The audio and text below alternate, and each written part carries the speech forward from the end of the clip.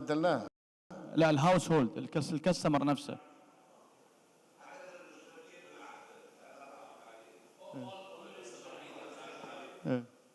أنا مش سامع السؤال. يعني هل يوجد حاليا عداد مياه لكل مشترك ولا هذا اندر استيميشن عامله انت؟ لا في عدادات لجميع مشتركين العاصمة. In Amman we have water meters for all customers.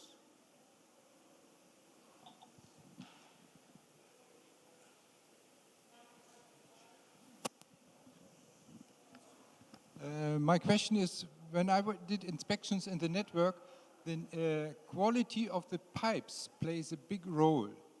For example, how much replacement of pipes on especially house connections you have annually in order to reduce non-revenue water?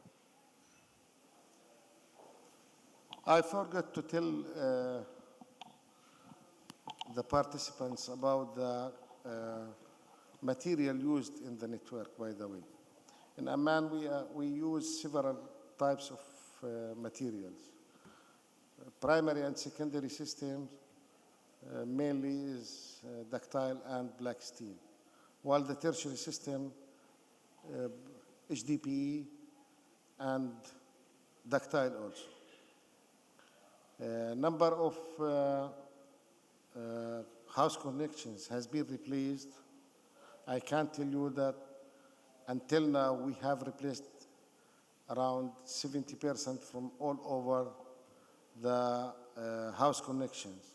The number of house connections approximately is 170,000. So 3/4 of this number has been replaced. In addition to tertiary systems.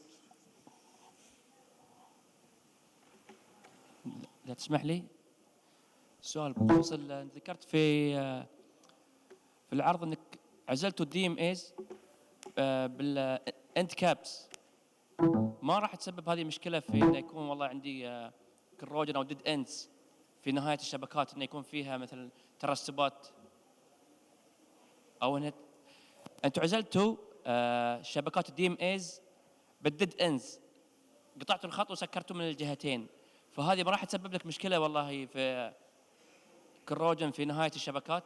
هذا السؤال الاول. السؤال الثاني، تجربتكم مع الهيليوم ديتكشن ليك ديتكشن، تقييمك لها وايش العوامل اللي تاثر عليها؟ للهيليوم. نعم. شكرا على السؤال. بداية, first of all, you know, isolation in the district is an essential issue.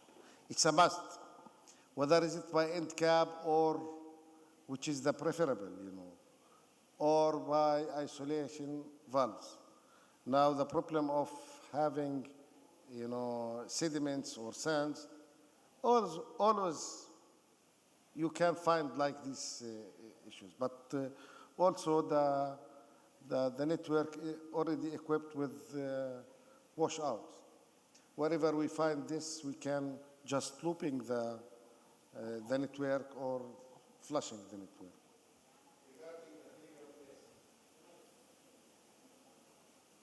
Regarding the gas helium test, it's been experienced in 2 pilot zones in Amman in 2006, if I recall my memory. Frankly speaking, we did not recommend to have such this technology, not because that the technology is not good, it's an excellent technology, but as long as we have, you know, until now over 100 leakages, and it's visible leaks, why we have to go to for helium test? First of all, we have to get rid from the visible leaks. In addition to that, helium test can detect each and single leak, which is mean very small leaks can be detected. And if we are going to conduct or to do the economical leakage level, it's not feasible. May later on, at the time that we have certain level of non-revenue water, if we are going to hit, as example, 15%, maybe we are going to do this helium test. But for the time being, I don't believe that it's feasible for Amman until now. Thank you, Mohandas Ghazie. We will now turn to our second speaker, Mr. Bambos, Charalambous. Mr. Bambos has over 35 years of experience in all urban water distribution network management, including non-revenue water and water loss management. He worked in several projects in Europe, Africa, Asia, and the Middle East. And he headed the technical services of Lemesos Water Board for 7 years. He is a non-revenue water and water utility governance consultant right now, and is a leading member of the IWA technical working groups on non-revenue water and on intermittent supply. Mr. Bambos. Thank you. Thank you, Lina. Intermittent water supply, 10 reasons why it should be avoided. Well, these, sorry.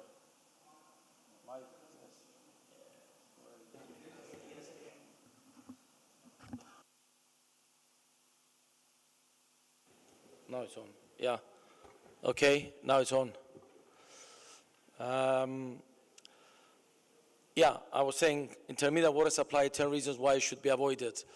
These are reasons that I and other colleagues, have collected over the last few years, having dealt, with intermittent water supply in our own networks, and of course from experiences, from other colleagues. As we know in our region, we have this problem with intermittent water supply, and hopefully, through the presentation, you will be able to identify with at least some of these reasons that, I will be mentioning. But first of all, let us define, what is intermittent water supply. And a definition that we have come up, in the International Water Association, is that it refers to piped water on premises that is not available to consumers 24 hours a day. And of course, we hear also other terms, that are used, with regard to this type of supply, like irregular and unreliable. These are all adjectives, inadequate, that we attach to intermittent water supply. And it comes, in several kind of shapes and forms. It's regular. In some cases, it's on a daily basis, and there is a daily rationing schedule, and people know when they will get it and for how long. In other cases, it's every 2 days or 3 days. I did come across some cases in the region that people get water once a week, or maybe less, once every 2 weeks. So these are the kind of conditions that we do come across when we talk about intermittent water supply. It could be seasonal, and this is mainly where we have limited water resource, and we have an increase in the demand, usually due to the summer increase, hot weather, or we have influx, population, mainly tourists, and they give us this additional demand which we cannot meet, and occasional that relates from time to time. Either our existing resources are reducing in production yields, or a resource it's gradually been deteriorating in quality due to pollution, either external or otherwise. However, it does not relate to the normal water cuts that the utility applies in order to fix a network, whether that's a short duration or slightly longer duration. But what are the major causes of intermittent water supply? In a number of cases, it's source availability. And we are in a geographically water scarce area. So this is one of the main issues in our area, that we don't have sufficiently fresh water available, naturally obtained water in our region in order to satisfy the needs. And of course, these needs are becoming more and more. The growing demand is increasing. The urban centers increase in population, and therefore the gap between supply and demand is continuously increasing. But we need to couple this, with poor management, because in a number of cases, the water utilities do have high levels of leakage, and these high levels of leakage they're not easily brought down, either due to lack of knowledge, funding mainly, infrastructure, and financing. And talking about infrastructure, our infrastructure in our cities is getting older and older. It needs replacing. And that is the most expensive part of managing a network. I have come across some parts of the world that they do have intermittent water supply because of energy constraints. They don't have continuous power supply, and that is another cause of intermittent water supply. So a whole lot of basket of reasons as to why we have intermittent water supply. Is it a global problem? Yes. And the next slide I will show you some figures that we have come up with recently. But just as a snapshot, the main areas that they experience is Middle East, Africa, Asia, Latin America, and the Caribbean, almost the whole of the planet. And you can see some figures on this slide, which vary from 75% of the population in the Middle East to over to 60% in Latin America. Similar percentages, a lot more people affected. Africa and Asia, their systems, again, they run intermittently. In South Asia, where I have personal experience, there it seems to be the in thing. They work on intermittent water supply, and we are experiencing these issues quite distinctly in South Asia. But just to give you a first viewing of some figures that we have come up with, and this recently, we worked on a book based on the interrelationship between water, intermittent water supply and water losses. We tried to put some figures as to what is the real problem when we refer to intermittent water supply. And you will see here that we have 7.3 billion worldwide population, roughly about 1 million we have classified as being high-income countries, continuous supply. So we're left something like 6.4 in middle and in low and middle income countries. From the 6.4 billion, 3.2 billion, they have piped water on premises, about 50%. The rest, they don't have piped water on the premises. And from those 3.2 billion, about 1.3, about 40%, they're suffering, they have intermittent water supply. So this is something that we have worked out over the last couple of years, just to quantify some figures. But taking this into consideration, 1.3 billion worldwide having intermittent water supply, that's a huge figure to actually comprehend. And coming closer to our area, and I am not suggesting that this is correct, but I just wanted to give a visual of what is happening in our region. I may be wrong on this one, please excuse me if I am, but with brown color we have intermittent water supply, mixed the green, and very close to 24/7 the area with blue. As a part of a new initiative of our new group in the International Water Association, it will be in each geographical region. We will have a kind of an assignment as to how many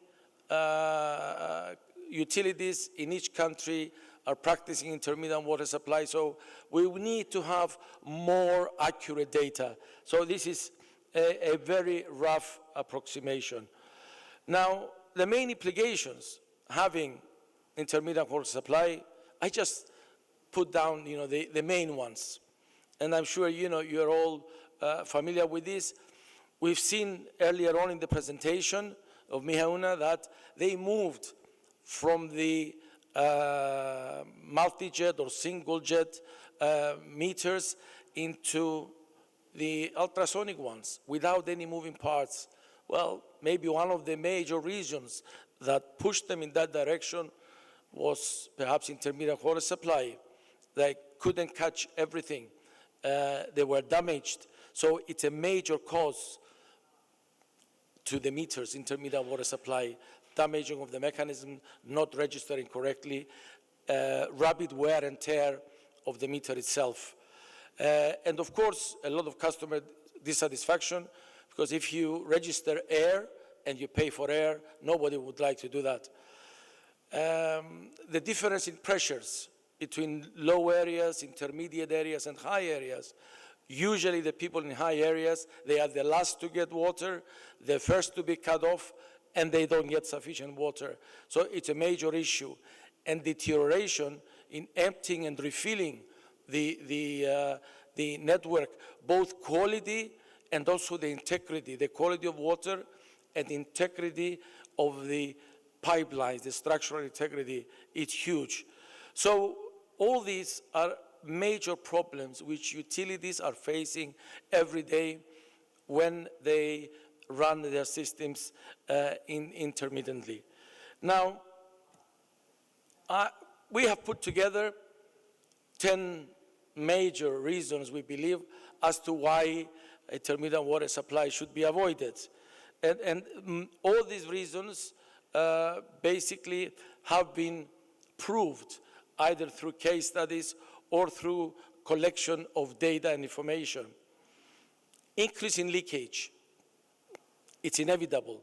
And you can see from this graph, which basically shows the minimum night flow over a period of 1 year. And compared the year before intermittency and the year just after. You can see the blue line, the bottom one. It was the minimum night flow out of all reservoirs in this particular utility. And this utility was the one I used to work for. I was a technical director of this utility in Limassol, Cyprus. So you can see the difference between the red and the blue. Obviously, 2 years of intermittent water supply has caused tremendous problems and issues to the network, to the extent that when we went back to continuous supply, we had this huge difference in the minimum night flow. And these are 365 values of minimum night flow corresponding years of 2007 and 2010. Network deterioration, yes, a lot. Pipe breaks.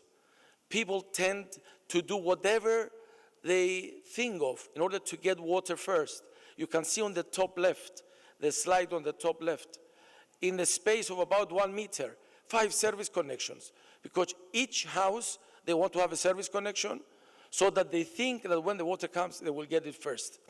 And obviously they think of things like, I don't want my service connection to be tapped from the top of the pipe, most likely from the center, in the middle, or the bottom, so that, as soon as the water comes, let's get it. And of course, deterioration, emptying and refilling. You can see the bottom left and the bottom right. Air entering into steel pipelines causes corrosion when it's left, for a few days without water, and then water gushing in again. So it deteriorates. Steel pipelines deteriorate a lot faster. And of course, the top right, that's a good one. And there it says, right, I have a meter, fine, I want my supply always open. So it just boxed into the concrete, the meter. So as soon as the water comes, there is no way that someone can close off a tap in order for people not to get water, because this happens. Neighbors, they just close off. The next door neighbor taps, so I get first water, and my neighbor second. So that's another issue of actually dealing, with the people and the problems that they have. Network deterioration, big issue. Increase in the number of breaks. Again, from another study. You can see here, it was done on a part of a large network. Almost half of it was covered. And it was, again, before intermittency and after intermittency. You can see mains and service connections. 14 breaks per 100 kilometers. It's an average figure for a network in good operation. Once it went back in 2010, after intermittency, the breaks they were coming up were 42 on average, 200% increase. Similarly with the service connections, 15, good number, average number for a good for network in good operation, and it went up to 30, 100%. The mains, 200%. Why? Because the mains, in emptying and refilling the network, they take the biggest hammering.